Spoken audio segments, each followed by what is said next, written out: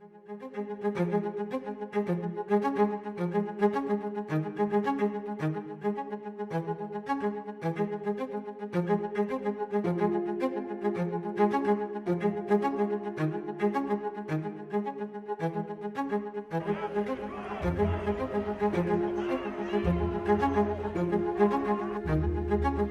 that Casey? Strengthens democracy. Well into the lifetime, majority.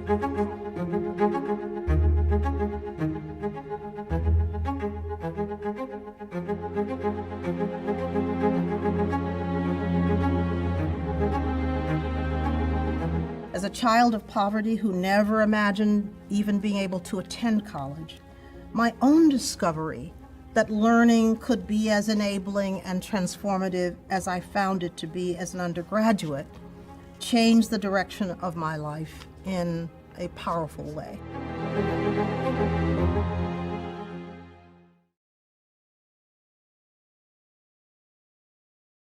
Hello, and welcome to Washington Post Live. I'm Robin Givhan, Senior Critic-at-Large, and my guest today is Ruth Simmons, President of Prairie View A&M University, which is a historically Black college in Prairie View, Texas. Welcome to Washington Post Live, Dr. Simmons. Thank you. It's a pleasure to be with you. I thought I would begin by just sort of helping those who are not familiar with HBCUs. If you could just give us a little bit of an overview of why they were founded and the role that they play in the higher education ecosystem. Well, of course, there are somewhat different histories depending on the institution. Some are private, some are founded by the states. But overall, after slavery and following Reconstruction, some were founded on the idea that something had to be done with these newly freed slaves. To have a livelihood, to be able to take care of themselves, to serve their communities and so forth. I did see in the intro that there's a description of their having been founded to create an equitable education for Blacks. I dare say I don't believe that for a minute. I think they were created, by and large, to be inferior institutions. They were created in their time to serve the needs of a population that needed everything, absolutely everything. And so, thankfully, they were founded, and as a consequence of the work that so many people did to keep them alive, to serve the students who came to them, and to build communities, HBCUs have created a wealth of talent and knowledge and provided to the nation leadership across many, many decades that otherwise would perhaps not have been available to the country. So the importance of HBCUs is not to be understated, I would say. Without HBCUs, the country would look very different today, given the deeply segregated communities that persisted over such a long period of time, and the segregated universities that persisted also over such a long time. So I like to say that the nation should express its gratitude to HBCUs for rescuing Blacks, basically, from a very different kind of existence. If it were not for HBCUs, many communities would not have the professional class that they have today. I'm really curious when you said that they were in many instances created to be inferior institutions and yet sort of excelled despite that. I mean, would you trace then some of the hurdles that they continue to face, particularly with funding, to those origins? So let me clarify what I said. I don't want to appear too cynical, but the reality is, at the time that so many of our institutions were founded, ours in 1876, they there was no thought whatsoever that Blacks had the ability to perform at a high academic level. It was commonly thought that certain kinds of limited instruction might be available to Blacks, but certainly nowhere near the kind of stimulating intellectual activity and professional training that would exist in a comparable white institution. They were deliberately designed to be separate and quite unequal. In terms of today, what did this different kind of founding and this different set of expectations mean across time?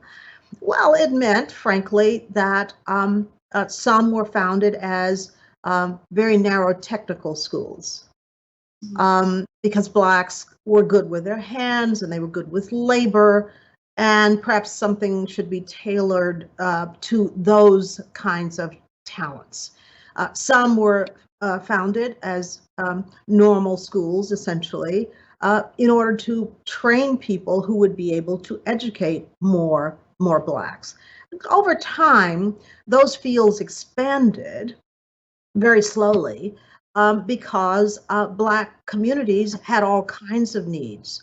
They needed nurses, for example. I love the Huey Long story about how he managed to get a particular hospital in Louisiana integrated. And he did it very simply by arguing that, well, certainly you wouldn't want our white nurses to be serving Black men, patients. So we need to provide Black nurses for these Black men, and so on. So that was the flavor. But in spite of that, and in spite of being supported at a very differential level as institutions, these wonderful institutions kept going. They had the support of their communities. They had the support of graduates, and they had some generous benefactors, like the Rockefellers, for example, in regard to Spelman, who came forward and said, this is something that is important to do, and I want to support this institution.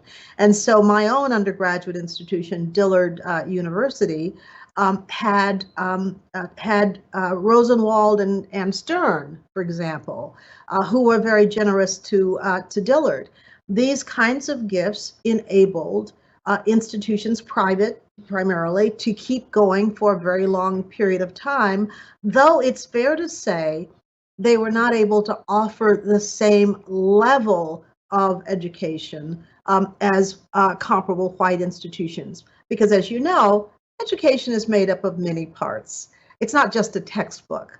It has to do with facilities. It has to do with the kind of instruction that one can receive. It has to do with the preparation of the faculty, and so on. So there are many components to offering a fine education.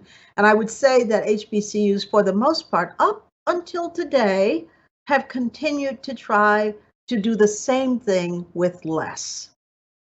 I mean, one of the things that have happened in recent years has been this surge of attention on HBCUs, which has also been accompanied by increased donations and funding, privately, certainly.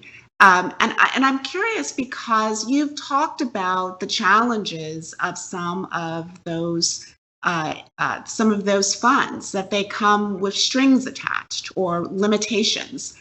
Is that still the case, and how much of a detriment is that in the functioning of the institution?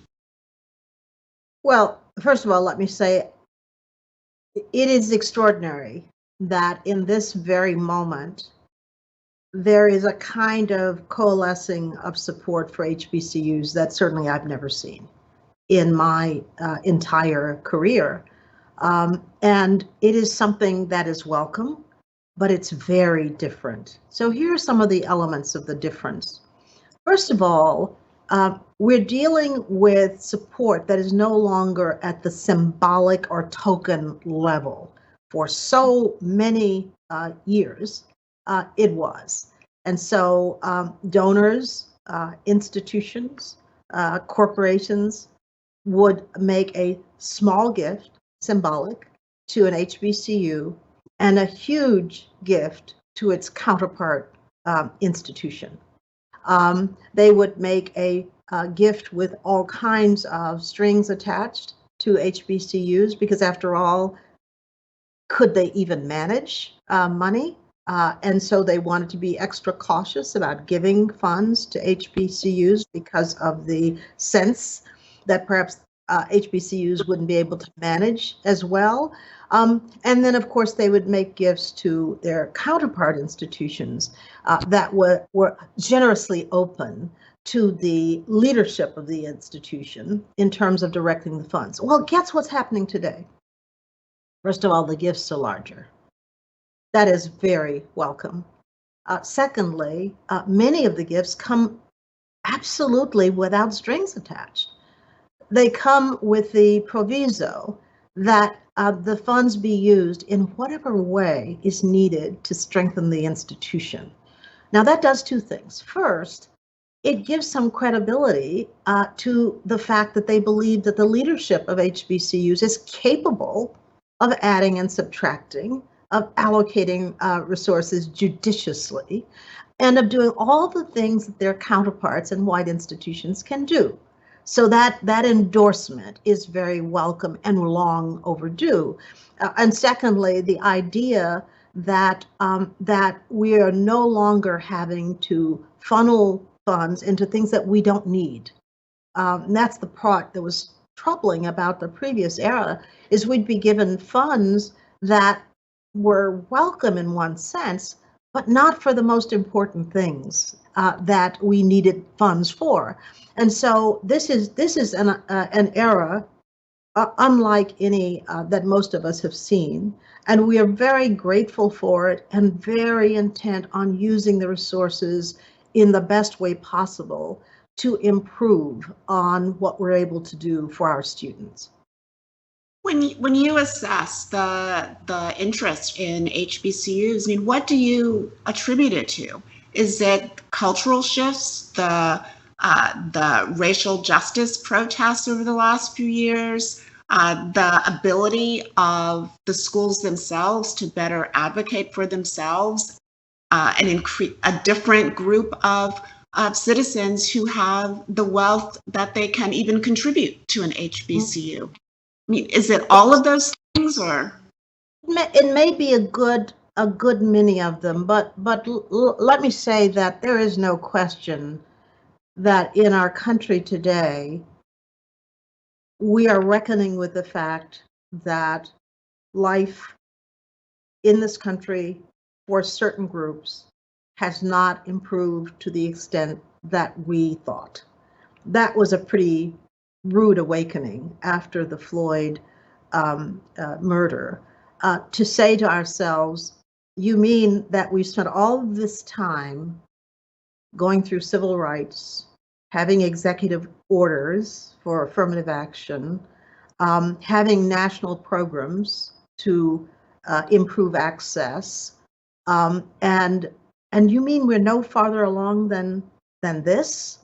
I think what that caused us to do, all of us, blacks, whites, everybody, is to say, let's go back and think about the assumptions we made before, and the kind of plans enacted. Perhaps we should go more directly to the problem and see if there are things that we can do that would have more immediate effect and quite possibly more lasting effect. Well, I mean, you can't get anything more lasting and more a better proof point than HBCUs. Look how long they've existed. Look how long they've been doing the same thing. Look how long they've been overachieving in the face of tremendous barriers. And so the outperformance of HBCUs, I think, came more into focus. And the difficulties, I should say, with regard to other institutions also came more into focus. And that is that not enough progress has been made by other types of institutions with regard to access and equality. So I think it is the justice movement, for sure, that caused us to look again. Let me say that at my age and having been a child of the civil rights struggle, I'm embarrassed to say how surprised I was to learn that things had not progressed nearly to the degree that we had hoped back in the 60s. I'm surprised by how naive I was to think that because particular paragons had succeeded, that we too easily assumed that the problem, so to speak, was fixed. The fact that one person becomes an Ivy League president means nothing, really. It just means that that one person did. It doesn't mean that problems are solved for all time just because we've had some successes with some people being able to get over those hurdles. So now we're going back and doing the groundwork that is so essential, and that is trying to understand the ways in which HBCUs put together a program with all of the difficulties they had that succeeded in getting a Thurgood Marshall to be the leader that he was, that it succeeded in all of the people. One of the greatest writers of our period, Toni Morrison. How does Howard University produce a Toni Morrison? And so now we're looking at that and saying, okay, well, our thoughts about how education works may be a little too primitive.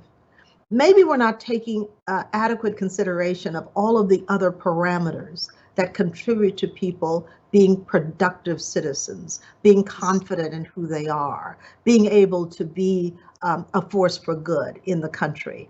Maybe we're doing the work that we should have done long ago. Just to remind viewers that you were the first Black person to lead an Ivy League institution when you were the president of Brown. And one of the things that you brought up is that our focus on individual achievement as opposed to the broader, and I'm going to use the word systemic intentionally, because it sounds like you are really pointing to the issues of systemic racial inequity. And that has become a really sort of contentious point of conversation because it leads people down that path of critical race theory. And are you saying that the entire structure of the country is racist? I mean, how do you, as an academic, as a leader, take the country through what is clearly a challenging, difficult territory? Well, I'm working with a wonderful group here in Houston, a group of business leaders, and we're working on the issue of diversity and inclusion. And when I first approached this group to talk to them about how we could work together, I emphasized that there's no shame in looking at where we are, discovering that we're not where we thought we were, and then deciding, let's take on the challenge of trying to redesign what we're doing. After all, on an ongoing basis, businesses do that all the time, communities do that all the time, universities do it all the time. People are so fond of strategic planning, right? Let's look at our country and ask ourselves whether or not, if we project forward, as we should have during the civil rights movement, if we project forward, what are the kinds of things that need to be emphasized in order for us to have the kind of satisfying relationships that we want to have as citizens of this country? What are the things that matter? Well, we now know that what matters, in part, is that inclusion has risen to the top in a way it was not present before. And why is that?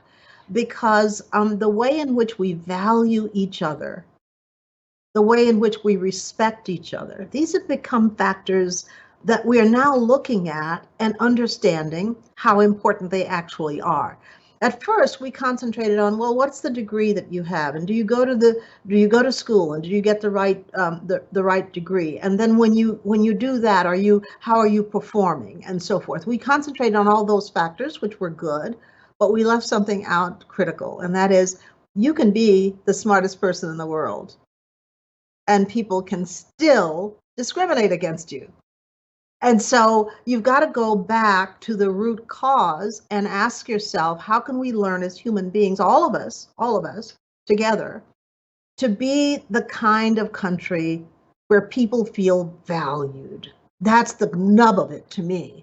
And so I don't think there's anything wrong with that. I think to me, it's very exciting, because I lived through all of the other parts of it. I grew up in a deeply segregated South, where my parents couldn't go in front doors, where my mother worked as a maid because that was the only job that she could get, where they never felt the respect of the communities that they were a part of.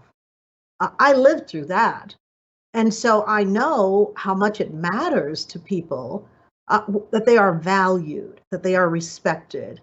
And I think the movement we're on now is all about that, to be perfectly honest with you. Yes, equality of opportunity, equality of benefits. We live in a world where health disparities has extraordinary consequences for underserved communities. That's a real problem. But if you stepped into any of those communities and you ask about what it feels like on a day-to-day basis to be a part of this country, they will say how much they value being treated with respect. So I actually love the place we are now. I think of all the people who are citing critical race theory and so forth. I think they're running for cover. I think they don't understand what it is. I think it's one of those catchwords that you find when you're looking for a way to try to evade the real issues that are at hand. And I don't care whether people talk about critical race theory. That's of little consequence to me. What I care about is whether or not they're talking about these children and whether or not they're going to get a fair chance. Every child, I don't care, Black, Hispanic, white, doesn't matter, okay?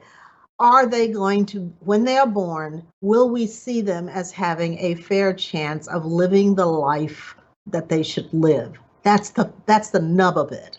And anybody who wants to bring in theories that distract us from that, let them bring in those theories, but we must not be distracted from the fundamental question. Do you find that the generation now that is really raising its voice and is sort of arguing against incrementalism, do you look to that as a sign of progress and hope? Are you cheered by that? Well, it's hard. I'm old. And so I don't want to impose my judgment on young people who are living their lives and trying to do what they think is best to have the future that they deserve.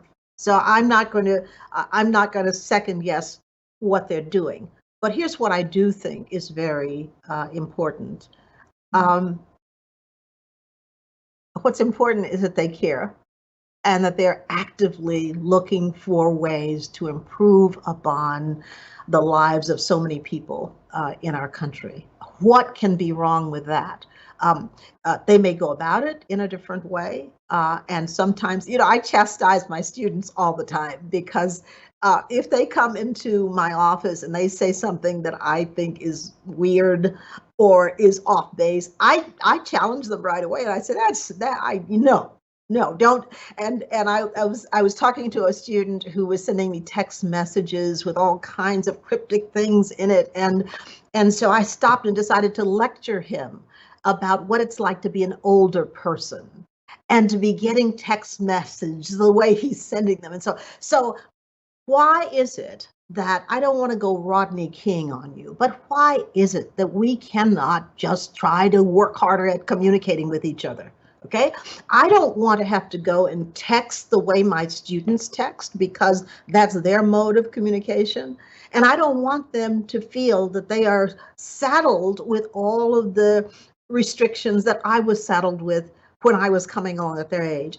I think a coming together and talking about these issues and working it out.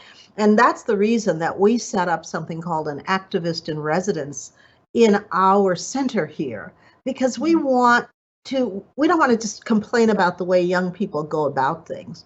We want to give them examples of ways that change has come about in the past through the passion and persistence of individuals, because they're going to create their own path. It's better for us to give them examples than to watch them create things that have been done before, only to stumble and then delay progress. So I believe very much in offering examples to young people, but not stifling what they do. The future is theirs; it's not ours. Well, I think on that optimistic note, we are going to have to end because we are sad to report out of time. Thank you so much for joining us today. And thank you. Those who are watching, if you're interested in more Washington Post Live programming, please go to washingtonpostlive.com and register for upcoming events. I'm Robin Givhan. Thank you for joining me.